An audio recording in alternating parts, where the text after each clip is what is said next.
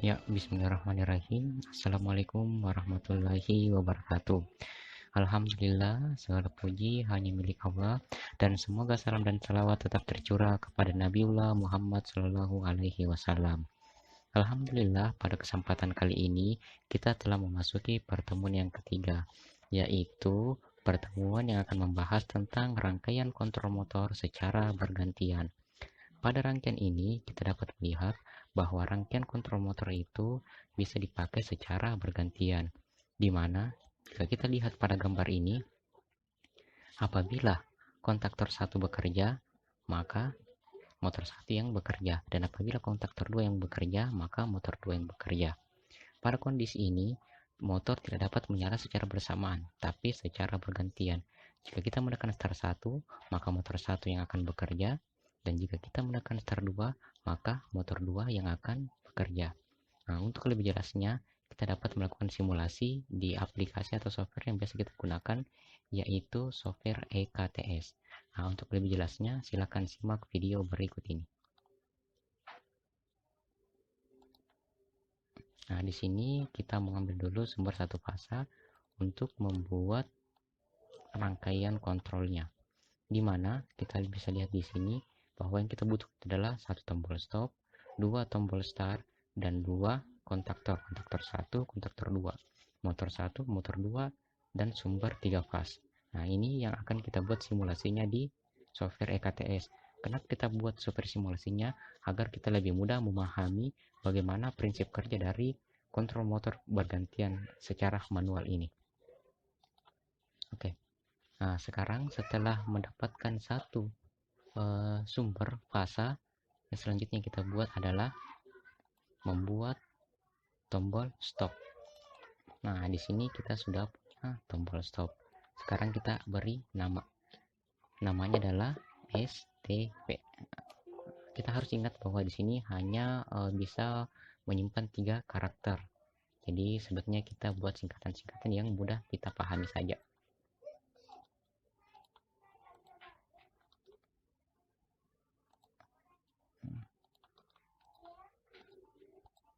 Nah, di sini sudah jadi.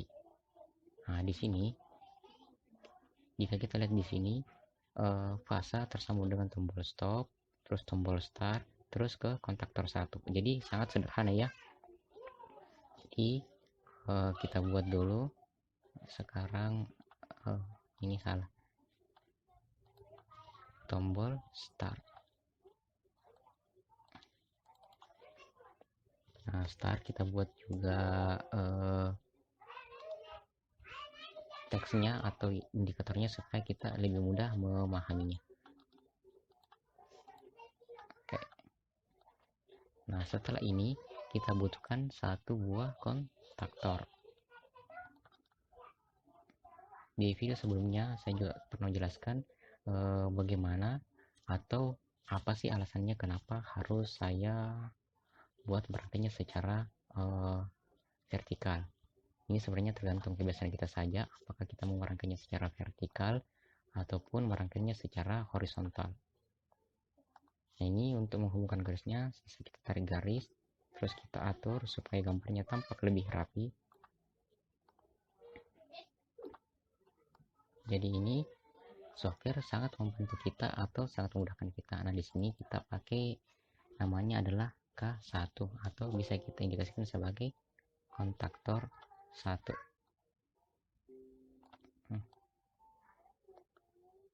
Nah, setelah kontaktor 1, kita bisa lihat bahwa ini sudah masuk ke netral. Berarti kita butuh lagi netral. Nah, ini netral.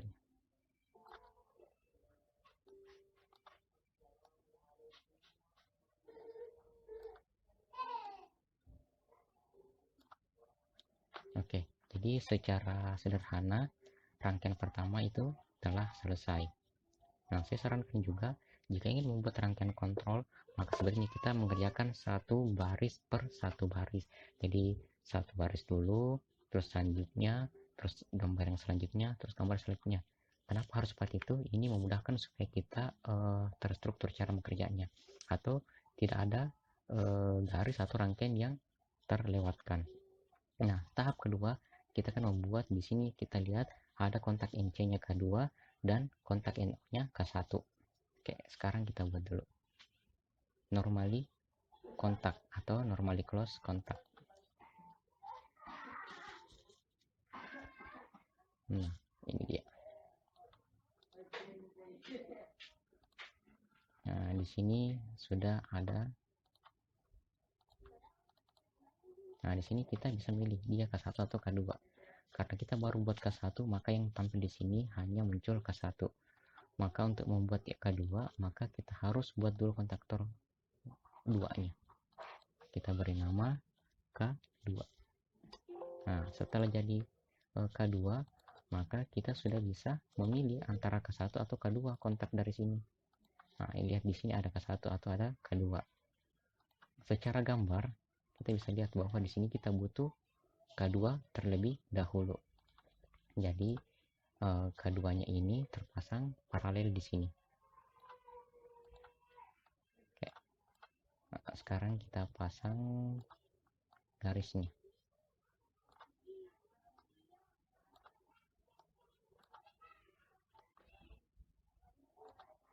Nah, garisnya apabila miring seperti ini atau tidak rapi, di sini bisa kita tarik untuk merapikannya. Nah, selanjutnya kita butuh normally open kontak.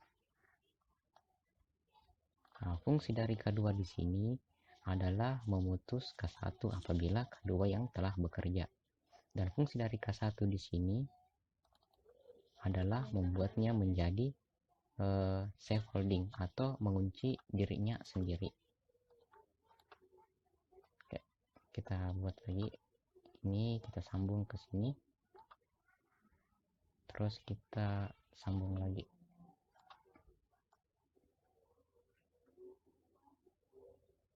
Nah, ini seharusnya kita kasih nama star 1 saja ya.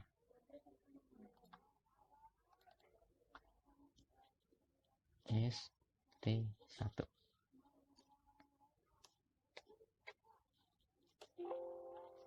Sekarang kita butuh lagi tombol star 2.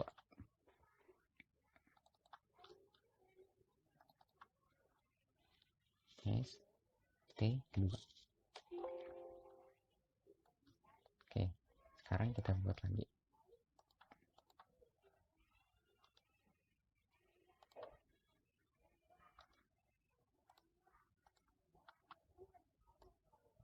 Oke. Nah, tombol star 2 ini pada rangkaian kita lihat setelah star 2 sisa K2. Oke, sekarang kita buat K2 di sini. Nah, star 2 di sini berfungsi untuk mengaktifkan K2 dan menjalankan motor 2. Fungsi star 1 di sini mengaktifkan K1 dan menjalankan motor 1. Oke, kita buat dulu gambarnya.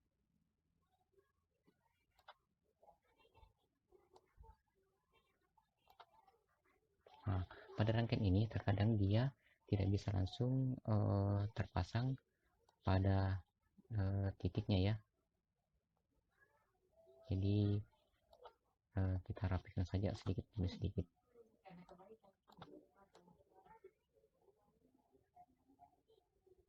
Dan kita perlu ingat juga di sini bahwa di sini itu tidak ada tombol undo.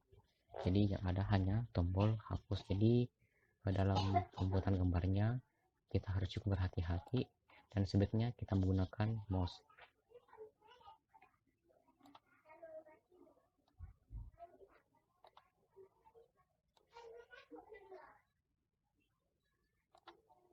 Nah, setelah K2 di sini A2-nya K2, sisa kita sambung ke netral.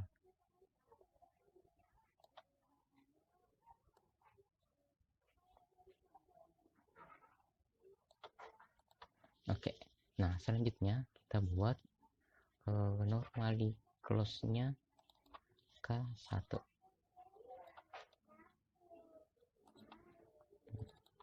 Kenapa kita pakai K1? Agar bisa kita lihat apabila K1-nya bekerja, maka K2-nya yang akan terputus.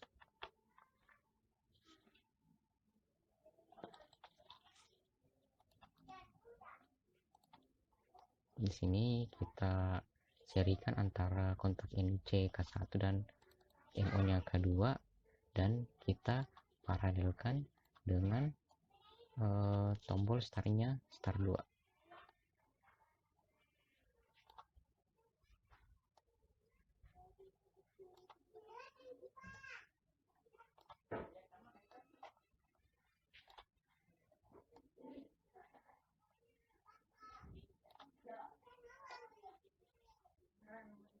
Nah, secara sederhana rangkaian ini sudah jadi.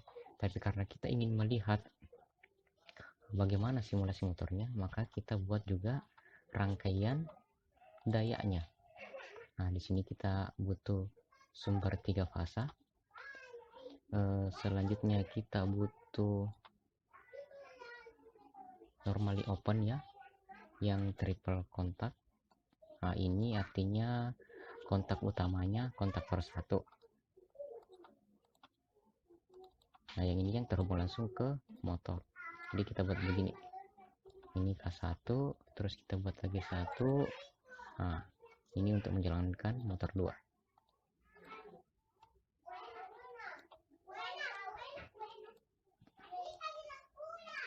K2. Oke.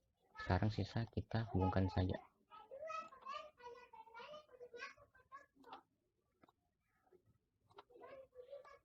Ini supaya lebih rapi saja gambarnya.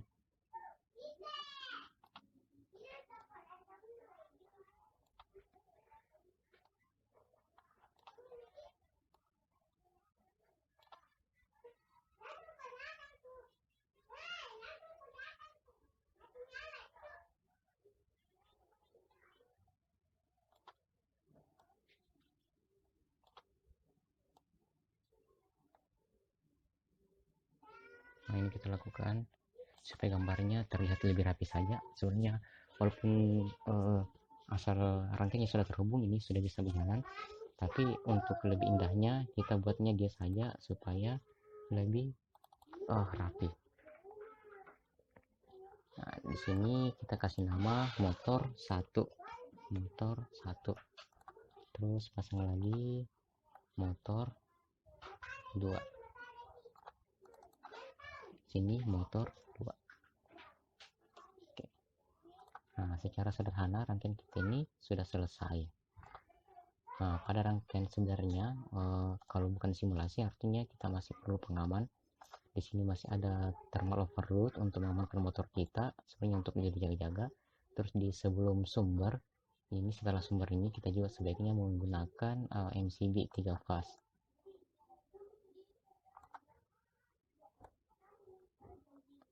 Tapi pada rangkaian ini saya tidak menggunakan itu, karena jika menggunakan simulasi seperti ini dan di sini juga itu tidak ada pengaman ya. Jadi kalau misalnya mau pakai MCB, kita bisa simulasikan kalau kita menggunakan saklar switch saja di sini. Oke. Ini rangkaiannya sudah jadi.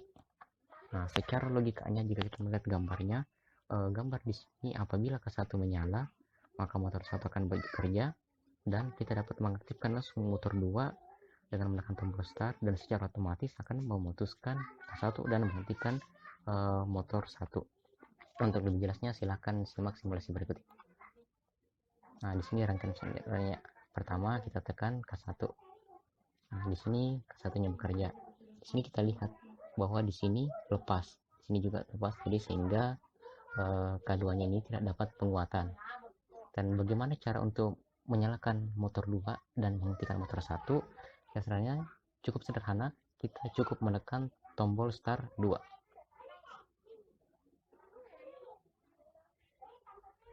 Terjadi kesalahan, maaf.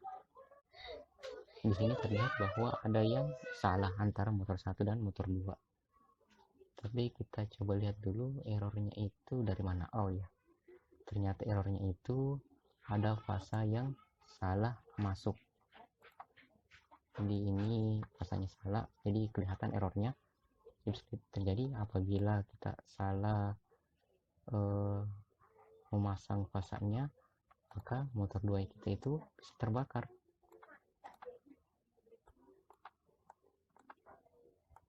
Tadi ini semua fase di motor 2 nya ini terhubung semua ke fase air, maka motornya juga akan menjadi error.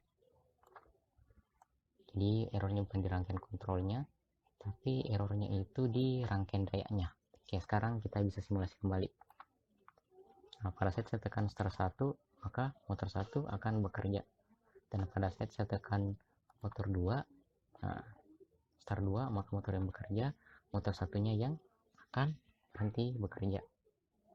Jadi untuk mengganti ke motor 1 cukup tekan start 1, maka motor 1 yang bekerja, motor 2 berhenti.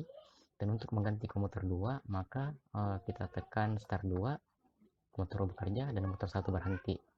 Nah, inilah rangkaian sederhana untuk penggunaan rangkaian kontrol motor secara bergantian. Rangkaian ini biasa kita gunakan pada rangkaian-rangkaian konveyor, di mana pada roda berjalan, di mana apabila kita menggunakan konveyor, maka misalnya silo itu dihentikan terlebih dahulu, dan pada saat kotak atau box yang ingin kita isi sudah menyentuh sensor, maka konveyornya berhenti bekerja, silonya yang mengisi dan akan kembali secara bergantian. Jadi rangkaian ini tidak memungkinkan adanya dua motor bekerja secara bersamaan. Di video saya yang sebelumnya kita membuat rangkaian kontrol motor bekerja berurutan, artinya motor 1 dulu bekerja, kemudian motor 2. Nah, pada rangkaian kali ini kita membuatnya secara bergantian. Nah, sebenarnya ada satu lagi rangkaian ya untuk menjalankan motor itu secara bergantian. Tapi di sini kita lebih memakai safety-nya atau interlocking, saling mengunci, di mana apabila motor 1 ingin kita nyalakan, maka tekan start 1, dan apabila motor 1 telah menyala, maka untuk menyalakan motor 2 kita terlebih dahulu harus menekan tombol stop, kemudian menyalakan motor 2. Nah, untuk lebih jelasnya saya akan buat simulasinya. Oke, di sini kita stop dulu. Sebenarnya cuma perbedaan posisi saja, yang ini saya hapus, ini juga saya hapus, rangkaian ini saya hapus. Nah, apabila saya meletakkan tombol atau kontak NC seri dengan start 1 seperti ini, nah, kita bisa lihat hasilnya. Apa perbedaannya apabila kita menggunakan rangkaian yang seperti ini?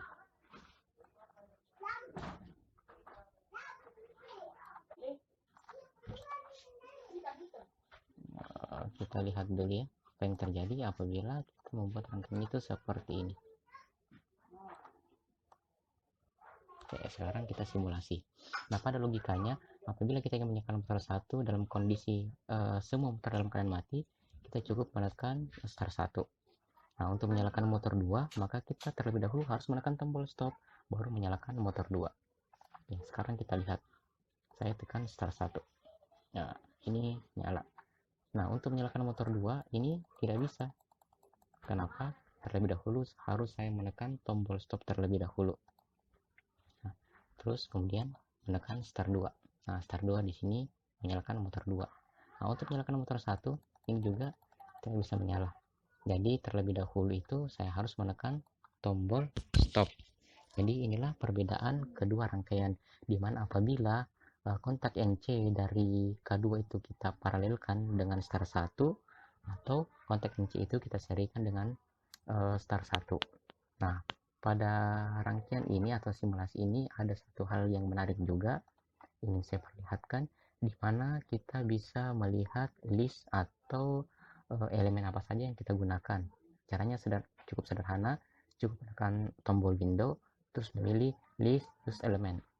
Nah, di sini kita bisa melihat bahwa start button atau tombol start saya ada 2, motor 3 fasnya ada 2, sumber 1 fasanya itu ada 1, kontaktornya itu ada 2, namanya K2 dan K1, kontak NONC-nya saya gunakan itu ada 4 ya, 4, ini 1, netral 1, stop 1, L11.